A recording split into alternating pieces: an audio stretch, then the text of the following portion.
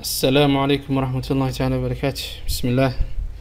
halkaan walaalkeen maxamed xasan oo idilay kusoo dhawaada cashiradeen imtixaanaha inoo ahaa oo ku saabsanaa barnaamijka programmingka khaasatan luqadda Java-da la yiraahdo. Sahal soo sheegnay Java waa luqad wax lagu programmiyo. Cashirkii noogu dambeeyay wuxuu ahaa sidii loo soo saaro hello world ama assalaamu calaykum world. Marka insha Allah ta'ala maanta we are going to move further.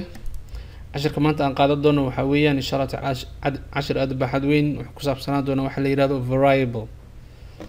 Horta first of all let's create a new class or a new project. First go file, then go to new, then go to project.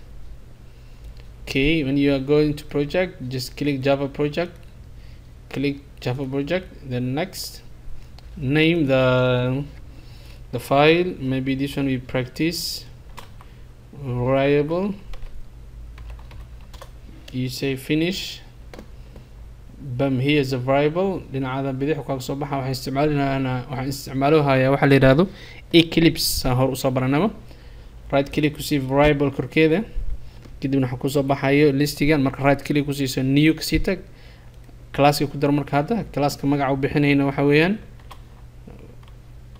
variable practice p so gaabso p the click finish ده bam.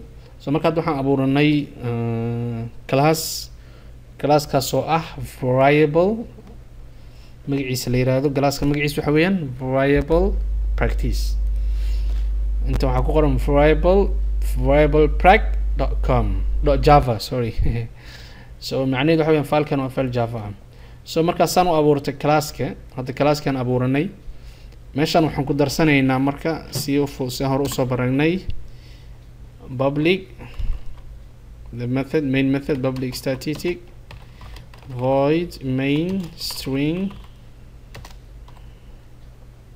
public void main قوسكي for string لابدي bracket arg argument تيجي كدبنا you open the braces, open curly braces, close the braces.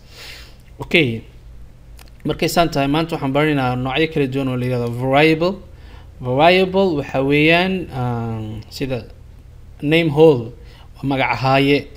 tusaale ahaan waxaad rabtaa inaad computerka aad dhahdo computer aniga waxaan rabaa inaad number ii hayso, numberka ii haynaysidna magaciisa waa hebel.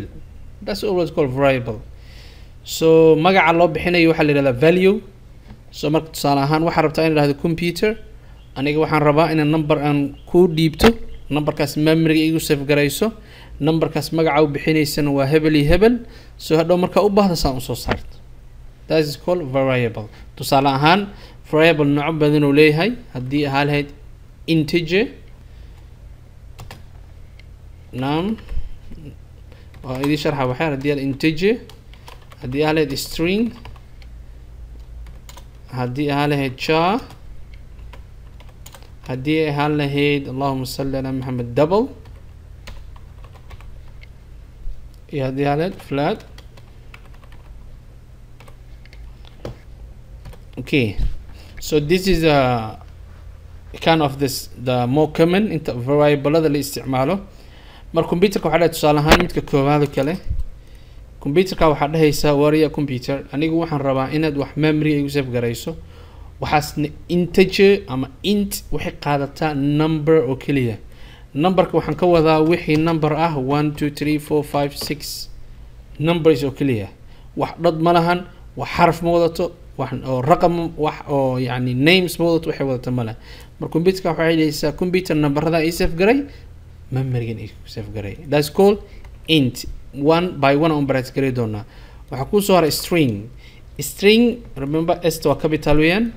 string waxa weeyaan ayada wixii ah letters a b magacyo. tusaale ahaan names oo kale, tusaale ahaan badeeco oo kale, badeecada name dhaysa names, badeeco oo kale badeecada meesha gelinaysa badeecada waxa dhaysa badeeco hebel. tusaale ahaan equals asiga waa inaad labada dhibic aad gelisaa two quotes kadibna tusaale ahaan badeeco sokor. Okay, okay string wuxuu ku qaabilsan wixii alphabetical oo ah magac string names or whatsoever anything other than numbers you can use string jar si waxa weeye xarfaha bas a b c d salahan tan kale waxay la mid tahay jar a wuxuu la mid yahay kale w you have to use you have to use this one quoted not double so you have to use double one quoted wixii xarfaha ka soo qaadanay one by one oo sharix doona insha Allah taala mid mid oo soo qaadan casharada xiga waa arki doona double ku soo har double asiga waxa weeyaan maybe integer oo la mid yahay oo u dhow yahay laakiin asiga waa wuxuu qaadanayaa wixii dad wato salahan 12.2 okay oo ama hadartu waxa dhigi kartaa